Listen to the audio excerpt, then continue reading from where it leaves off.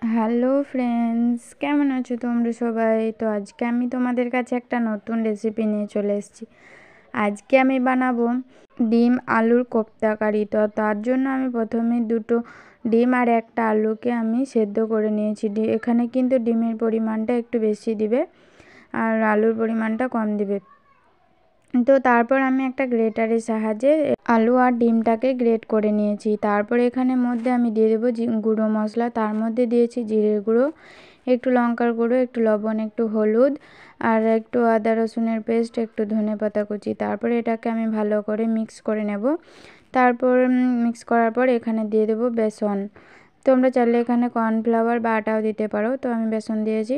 তারপর আবার একবার ভালো করে মিক্স করে নেব। তারপর এভাবে গোল গোল করে কোপ্তার মতো শেপ করে নেব। তো এভাবে করে আমি সবগুলোকেই করে নিলাম। তো তারপর একটা পাত্রের মধ্যে একটা ডিম নিয়ে নিলাম। তারপর একটাকে একটু লবণ দিয়ে ভালো করে ফেটিয়ে নিয়েছি।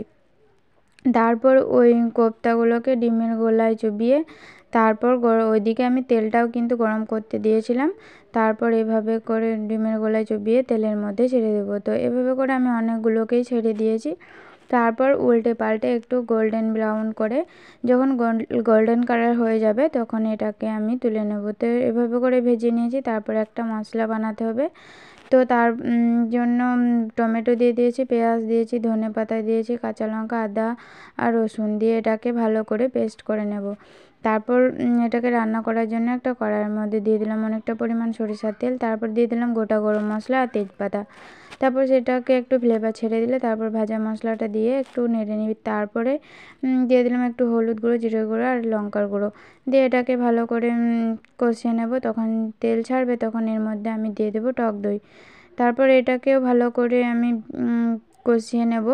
তারপর যখন কষানো হয়ে যাবে তখন অনেকটা পরিমাণে জল দিয়ে দেবো। যতটা পরিমাণ জল তোমরা গ্রেভি রাখতে চাও বা গ্রেভি না রাখতে চাইলে একটু বেশি দিতে হবে, কারণ এটা জল টানবে। তারপর কোপ্তাগুলো দিয়ে একটু নেড়ে তারপর ঢাকা দিয়ে দেবো 4-5 মিনিটের মতো। তাহলেই রান্না হয়ে যাবে। তারপর ওপর দিয়ে দিলাম একটু গরম মশলা আর একটু ধনেপাতা কুচি। তো এই তো আমার হয়ে গেল রান্না। তারপরে সার্ভ করে দিলাম। তো তোমাদের কাছে আমার এই ভিডিওটা কেমন লাগলো অবশ্যই জানাবে, আর ভালো লাগলে লাইক কমেন্ট শেয়ার করে দেবে। তো ভালো থেকো সবাই, টাটা বাই।